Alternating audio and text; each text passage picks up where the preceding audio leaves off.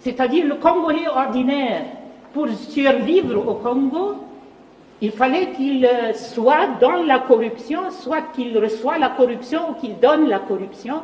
Et avec ça, il est la victime du chaos, mais il est en train de reproduire le chaos avec son comportement, mais son comportement est comme une loi de la nature, il doit faire ça pour survivre.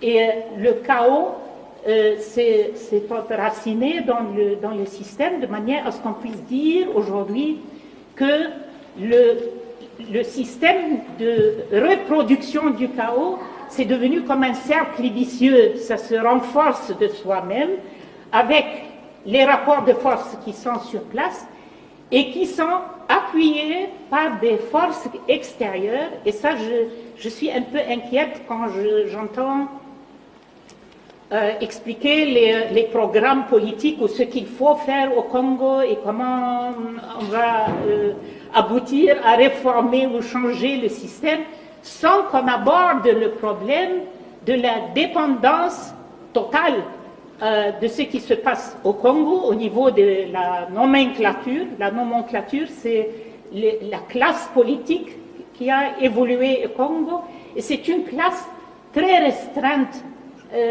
Il ne faut pas écouter le discours de opposition, majorité présidentielle, je sais, ils peuvent s'appeler comme ils veulent, mais c'est peut-être 500 personnes ou 1000 personnes qui sont au sommet de ce système, qui se jettent les ballons. Je suis aujourd'hui oppositionnelle, demain je suis avec tel.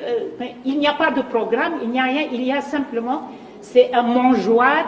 Et celui qui fait la politique, il veut accéder à ce mangeoire. Point trait. Et il n'y a pas...